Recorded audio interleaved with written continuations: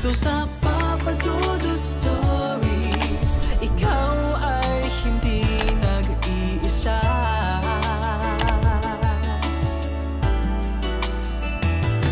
Dito sa Papa Dudut Stories, may nagmamahal sa'yo.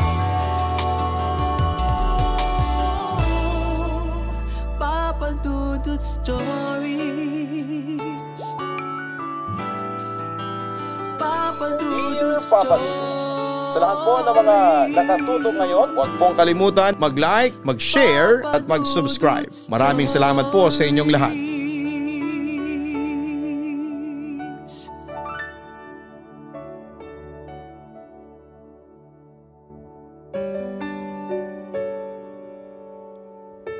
Hello, kumusta kayong lahat? Ako po si Krishna Sagun.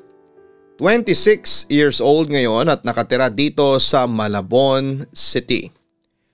Silent listener and subscriber mo ako for so many years. Marami na akong napakinggang mga drama at horror stories at hindi lang sila entertaining. May mapupulot ka pang aral sa bawat kwento. Siya nga pala, napasulat ako sa inyo kasi meron din akong na-experience na kababalaghan noon.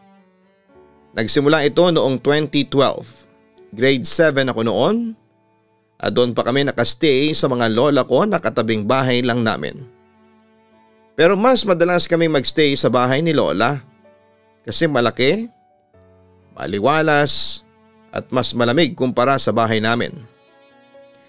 Ayos lang yon kina mama at papa at minsan pa nga si mama ay doon pa natutulog kina lola. Habang si papa ay nagstay talaga sa bahay namin para naman daw may bantay at hindi kami pagnakawan ng mga akyat bahay. Samantala ay meron akong kapatid na lalaki na mahilig magpicture. 4 na taong gulang pa lamang siya that time. Natatandaan ko, Papa Dudut, dinner time namin. Nagpipicture lamang siya sa amin at sa labas ng bahay. Yung labas namin kasi madilim at yung mga daan na yun talaga ay madilim. Hindi binubuksan ng lola ko yung ilaw kasi nagtitipid siya sa kuryente. So yun nga, nang sumunod na araw nasa school ako, hiniram ng tropa ko yung cellphone ko para gawing pampicture.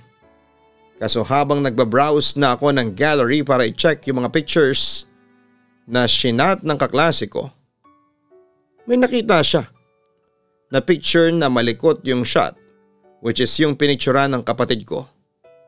Nung una'y dinedma ko lamang pero binalik ko din ang aking mga mata sa picture na yon. Nang sinum namin ay kinilabutan ako as in. Kaya nang pag-uwi ko sa bahay ay pinakita ko na kaagad sa mga mami ko at lola ko. Ayon, nakaramdam din sila ng takot. Kasi never din kaming may na-feel na energy doon sa part na yon. The next day ulit, nung pinakita ko sa teacher ko para i-clarify, ang sabi niya baka inedit lang daw, which is hindi naman. At saan naman ako mag-i-edit ng ganon? Ang pangit pa nga ng cellphone ko noon, old model na touch screen na cellphone. So ano pala yung nasa larawan na kinuna ng kapatid ko? Sa sulok nakatayo ang isang maliit na figura, kahit ng isang bata. Pero mukhang matanda at nakatingin siya sa kamera. Bagamat malabo nga ang kuha kasi malikot ang pagkakashot, doon palang Papa Dudut ay na-realize ko na meron talagang something na nakatira sa labas ng bahay ni lola. Pero sa awa naman ng Diyos ay hindi naman nagpaparamdam ang nilalang na yon sa amin. Pero iniiwasan ko talaga yung spot na yon. Sinabi ko rin sa mga kapatid at pinsan ko na umiwas din doon para hindi magalit sa amin ang nilalang na naroon. Buti naman at nakinig sila sa akin kaya naging maayos naman ang mga buhay namin. Pero Papa Dudut, hindi ko akalain na may naghihintay palang kababalaghan sa amin. Almost a year pagkatapos ng insidente sa cellphone ko, ay masayang naglalaro kaming 4 ng stickman party sa kwarto ni lola. Kahit na dalagitan na ako noon ay nakikipaglaro pa rin ako sa mga nakababata kong kapatid. Ako kasi ang nag-aalaga sa kanila at para hindi sila maboard sa akin ay nakikipaglaro ako. Gabi na noon at madilim na sa labas ng kwarto kasi nagtitipid nga si Lola sa kuryente. At kahit naglalaro kami ng mga kapatid ko ay hindi naman kami nag-iingay masyado kasi ayaw din naman namin na magalit si Lola. Samantala, yung kwarto ni Lola ay may 2 kama. Tapos sa isang kama kami matutulog. Malaki naman yon kaya kasya kaming 4. Maingay kami naglalaro at napatigil na lamang noong pagalit na hinampas ni Lola yung dingding na plywood. Tinanong ko si Lola kung bakit niya hinampas ang pader. Ang sabi ni Lola ay may humahampas raw kasi sa dingding kaya na bad trip siya at hinampas pabalik yung dingding. Kaya naman nagtaka pa ako kung sino yung humahampas kasi wala namang humahampas ng pader sa amin. Pero hindi ko na lamang tinanong kasi matatalo na ako sa laro ko.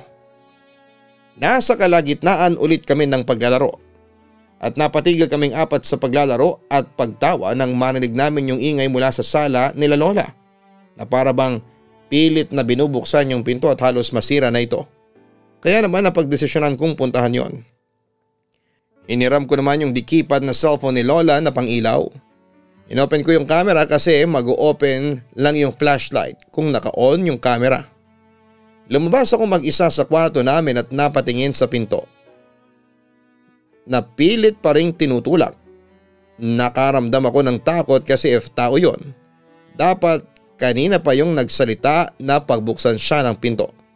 Pero naglakas loob pa rin akong lumapit doon at dahan-dahan kong kinalas yung kadenang nakatali doon na nagsisilbing lock nila Lola sa pinto nila.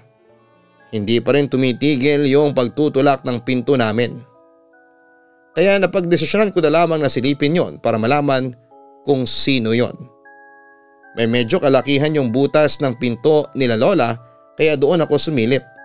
May ilaw naman sa labas kaya makikita ko kung sino yung tao sa labas.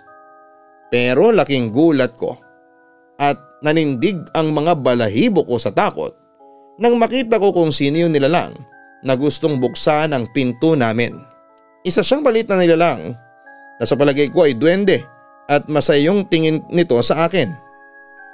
Kumaripas ako ng takbo papasok sa loob ng kwarto nila Lola dahil sa takot at halos gusto ko nang umiyak. Kasi first time kong makakita ng ganon. Takang-taka sa akin si Lola kasi nakita niya akong takot na takot. Pumasok at halos madapa na ako sa kakatakbo, papasok at malakas na sinarado yung pinto. Nagtataka silang 4 sa akin at nilapitan ako ni Lola para tanungin kung bakit ako nagkaganito. Sinabi ko sa kanya ang mga nakita ko na nakita ko yung duwende. Malit siya, halos kasing laki niya yung 3 years old or 2 years old na bata. Moreno yung kulay, medyo laylay na yung pisngi niya dahil siguro sa katandaan. May malaki siyang ilong, itim at malaking mga mata habang nakatingin ng masama sa akin at nakasombrero siya ng itim. Umiyak yung pinsan kong babae dahil sa takot nung kinuwento ko yon kay Lola. Saka ko narinig yung mga mabibigat at takbo papunta sa likod ng bahay nila Lola palayo. Niyaya ako ng pinsan ko na labasan daw namin at tingnan kaya lumabas kami ng bahay pero wala na doon yung duwende. Siguro nga siya na yung narinig ko kanina na tumatakbo palayo. Bumalik naman kami kaagad sa bahay at doon ay kinausap kami ng lola ko. Huwag kayong matatakot mga apo pero maraming duwende dito sa bahay ko. Parang kapitbahay na natin sila, aniya. Kailan pa po sila nakatira dito? Curious na tanong ko. Hindi ko alam, Krishna, pero mas nauna sila dito kesa sa akin. Bata pa lamang ako ay nakikita ko na sila. Naririnig ko silang sumisipol tuwing 10:00 ng gabi. Minsan nga'y ginagaya namin sila ni Lolo. Maraming sumisipol doon sa parating yun ng mga duwende at nakakatuwang pakinggan. Wika pa ni Lola na parang natutuwa pa sa kanyang kinikwento. Ganun po ba? Ano po bang dapat namin gawin para hindi kami guluhin ng mga duwende? Tanong ko pa sa kanya. Huwag nyo na lang silang pansinin at huwag ninyong kakalimutang magdasal. Yun ang payo sa amin ni Lola. So yun nga Papa Dudut, ginawa naming magkakapatid yung sinabi sa amin ni Lola at ilang buwan ang lumipas ay hindi na naman ulit nagparamdam sa amin ng mga duwende. Dahil pagising namin sa umaga At bago kami matulog sa gabi ay nagdarasal talaga kami ng sabay. Akala ko Papa Dudut ay magiging kampante na kami dahil normal ang aming buhay kahit na pinamumugaran ng mga duwende ang bahay namin. Kaso minsan, kahit na anong pag-iwas at pag-iingat mo, kung nandyan lang ang mga duwende sa loob at labas ng bahay ni Lola, ay may encounter mo talaga sila. Samantala isang araw ay dumalaw si Mama sa bahay ni Lola at tulad ng dating gawi ay matagal nang nagstay siya doon. Si Papa kasi umuwi ng probinsya namin para asikasuhin ang lolo naming may sakit. Okay lang yon kay Mama at dahil sa ayaw niyang maiwang mag-isa sa bahay kaya doon muna siya sa amin tumatambay. So ayun nga, nagkwentuhan kami ni Mama doon at na-topic namin yung nangyari kay Papa noong sa probinsya pa kami nakatira. Magbabagong taon noon nung umuwi si Papa sa bahay namin sa probinsya. Nangyari noong bata pa lamang ako.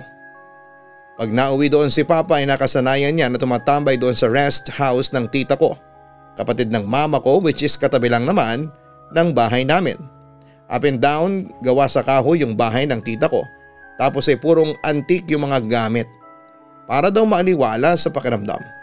Madami ding puno sa paligid kaya maganda talagang tumambay, lalo na at presko ang hangin. Kasi yung bahay namin sa probinsya malapit sa dagat. Mga bandang hapon noong nagpaalam si Papa na lalabas lang daw siya kasi may tatawagan lang daw siya na katrabaho niya at babatiin niya lang ng Happy New Year, pero gabi na noon at wala pa rin si Papa. Kaya naman nag-decide si Mama na hanapin doon kina Lola Ming na best friend ng lola ko. Umuwi din kasi yung mga anak nitong galing ng Maynila para doon mag-celebrate ng bagong taon. At syempre may inuman doon. Mga alas 8 na noon nang pinuntahan ni Mama si Papa doon, tapos sinaabutan niyang nagsasayawan yung mga anak ni Lola Ming kasama si Papa, tapos may hawak-hawak na bote ng alak at habang sumasayaw sila ay doon sila tumatagay. Nainis naman si Mama noon kaya pinauwi na niya si Papa kasi nga lasing na din po ito. Hindi na nakipagmatigasan si Papa kaya sumunod din naman kaagad kay Mama. Pag uwi din ng Mama at Papa sa bahay namin noon ay natulog na kaming lahat. Hindi na kami nagantay na magbagong taon. Balak na lang namin noon gigising na lamang kami ng alas 12 para kumain ng simpleng handa namin. Noong mga bandang 11 PM ay nagising ako na pinapagalitan ni Mama si Papa kasi gustong umalis ni Papa dahil gusto nitong pumunta doon sa rest house ng tita ko. Tapos sabi ni Mama, bakit naman daw pupunta doon si Papa gabing-gabi na. Ako naman ay hindi ko lang pinansin kaya pumikit na lamang ako para matulog ulit. Kaso ang kulit-kulit talaga ni Papa. Pati yung lola ko ay nagising na din tapos ay lumapit. Tinanong kung anong nangyayari tapos sinabi nga ni Mama na gustong lumabas ni Papa. Dahil sa ingay kaya hindi na ako nakatulog. Bumangon na lamang ako hanggang sa nagising na din yung dalawang kapatid ko. Kasi ang ingay ni Papa. Maya-maya pa ay bigla na lamang nag-iba si Papa at ang sabi niya ay bakit daw siya pinipigilan. Tapos ay tinuturo niya kami ng mga kapatid ko at tinatanong kung sino daw kami. Natatakot na noon si Mama kasi bakit daw ganon si Papa. Tahimik lang naman yon pag nalalasing. Natutulog lang. Kaya nagtataka na kami kung bakit naging ganon si Papa ng time na yon. Sabi ng lola ko ay baka daw napagtripan si Papa tapos inilagyan ng drugs yung iniinom ni Papa doon kina Lola Ming. Pero sabi ni Mama ay sino naman ang gagawa noon ay kilala naman ni Papa yung mga kainuman niya doon. Nagsabi din si Lola na baka naman nabati si Papa doon sa bahay ni Lola Ming. Doon sa may babuyan. May sapa na maliit doon sa likod ng bahay ni Lola Ming at balitang madami daw na nabati doon ng mga nilalang na hindi nakikita. Baka daw napagtripan si Papa ng mga engkanto o duwende doon, lalo na at maputi si Papa. Lapitin daw kasi ng engkanto ang mga mapuputi. Yun yung sabi ng lola ko.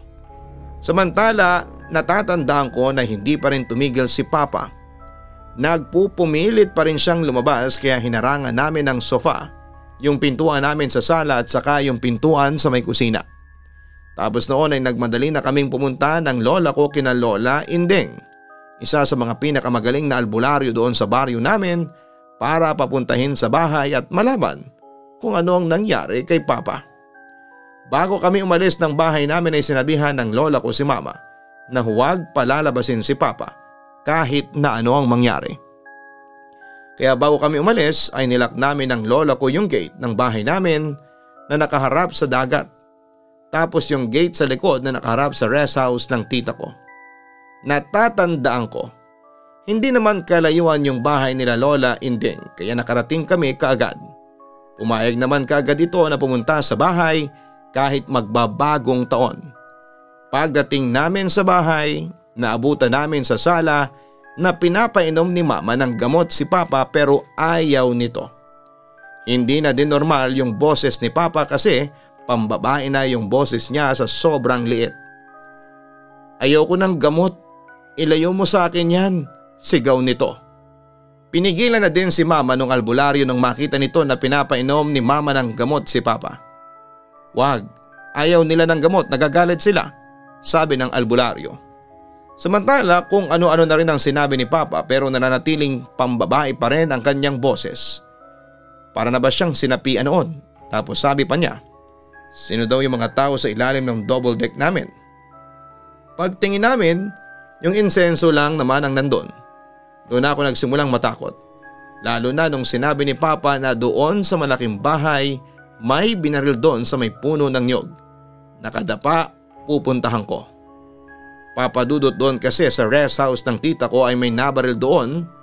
4 na taon nang nakakaraan pero wala si papa ng panahon na nangyari yon.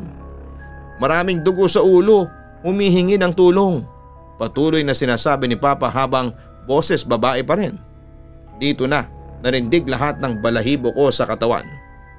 Maya-maya pa ay pinahawak ni mama kay papa yung estatwa ni Mama Mary na maliit.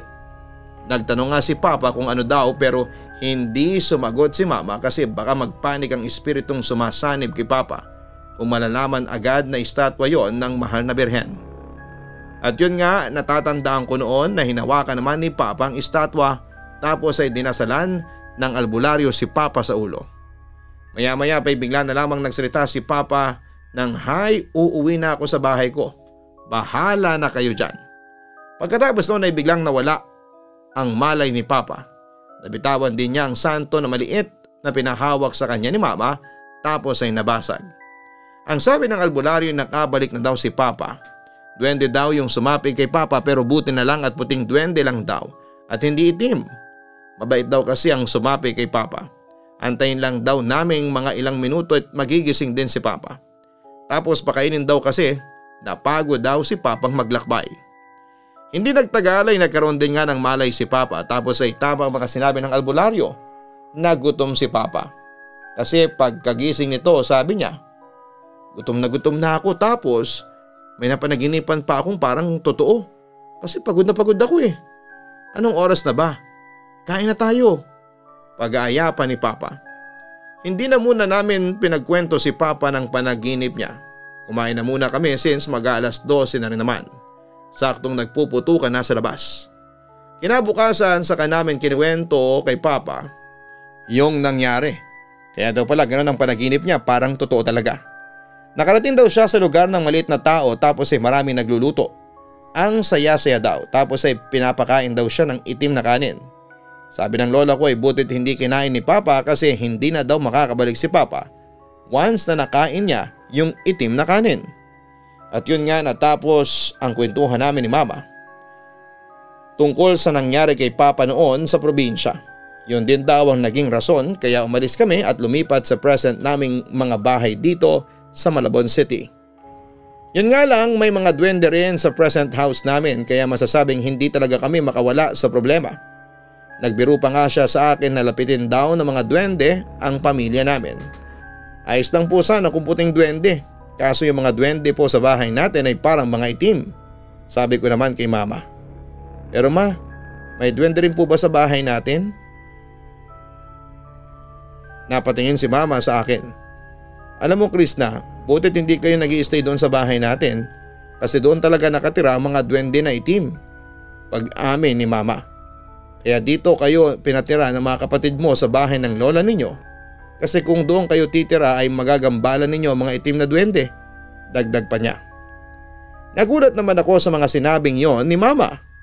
Ngayon ay naunawaan ko na kung bakit hinahayaan kami ni Mama at Papa na tumira kay Lola at kung bakit kapag nasa bahay kami ay dapat tahimik lang kami.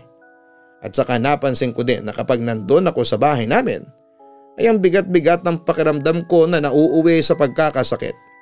Pinaglalaroan kayo ng mga itim na duwende kapag naroon kayo sa bahay.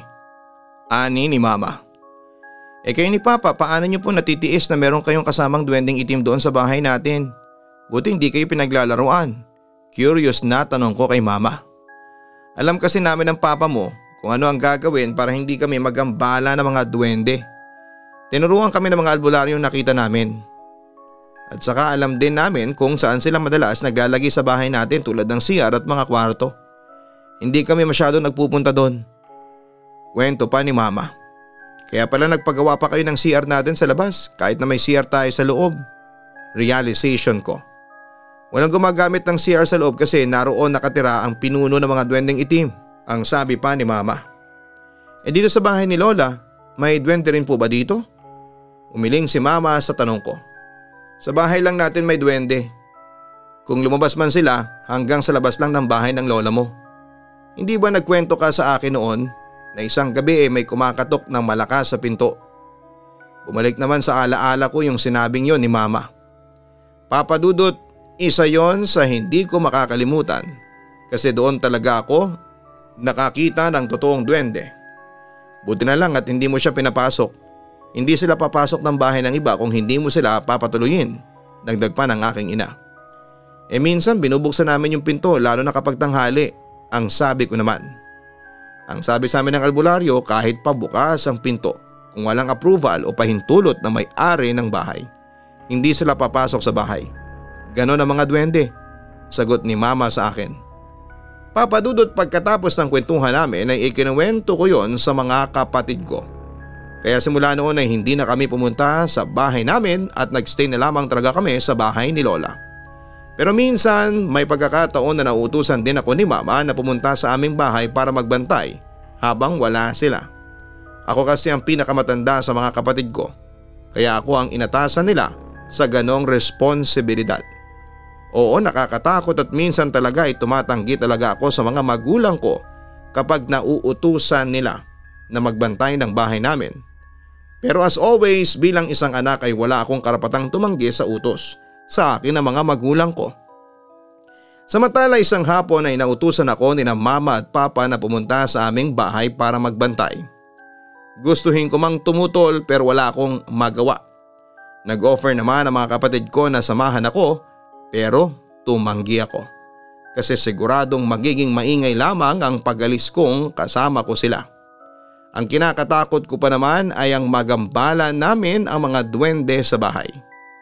Nasa sala ako noon at nakaupo nang dapuan ako ng antok kasi sobrang tahimik ng bahay namin.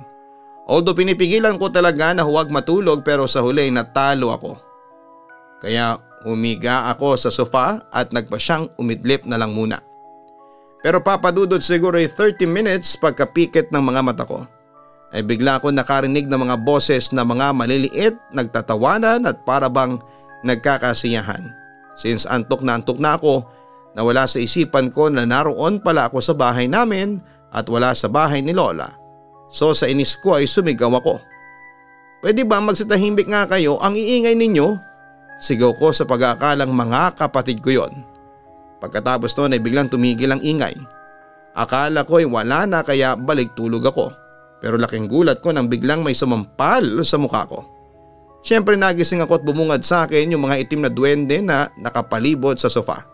Nanlilisik ang mga mata at may hawak-hawak silang mga arnis at batuta. Basta parang panghampas na gawa sa kahoy. Sinubukan kong bumangon pero parang na-sleep paralysis ako ng mga sandaling yon. Tapos walang kabog-abog na pinaghampas ako ng mga duwende gamit ang mga hawak nilang kahoy. Siyempre masakit yun, Papa Dudut, kaya napasigaw ako ng tama na. Pero hindi tumigil ang mga duwendeng itim sa kakahampas sa buong katawan ko. Meron tumatama sa paa ko, sa hita, sa tiyan, mga braso ko, sa dibdib, habang may isang duwende naman na parang babae ang mag-isang sumasampal sa mukha ko. Pero Papa Dudut, grabe yung sampal niya, nakakabingi.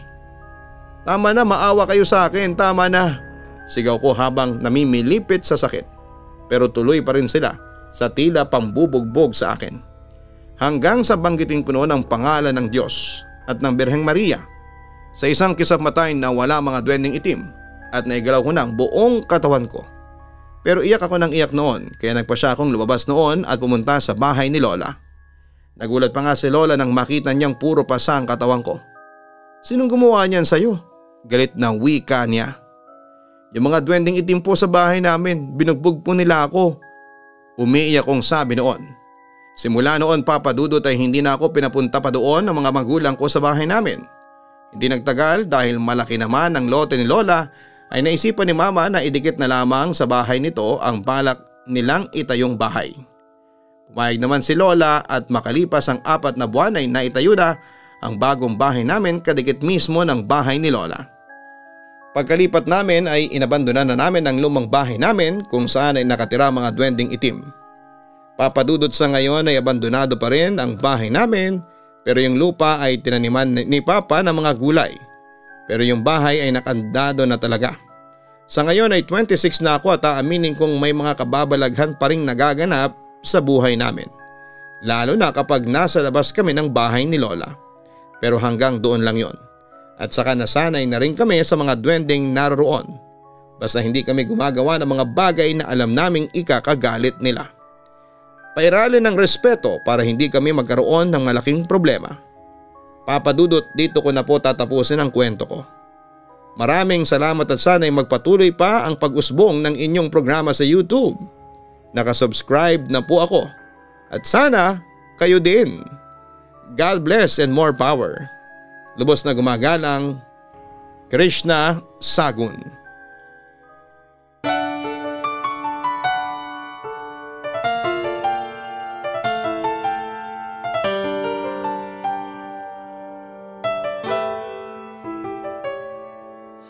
Ang buhay ay mahiwaga,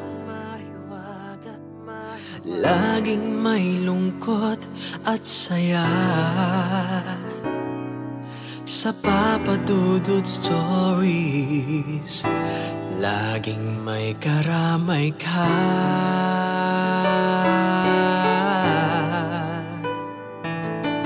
Mga problemang kay bigat, dito ay pakikinggan ka. Sa Papa Dudut Stories, kami ay iyong kasama. Dito sa Papa Dudut Stories, ikaw ay hindi nag-iisa.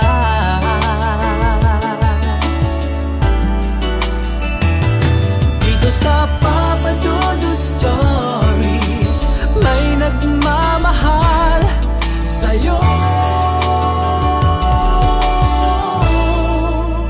Papa Dudut Stories, Papa Dudut Stories, Papa Dudut Stories.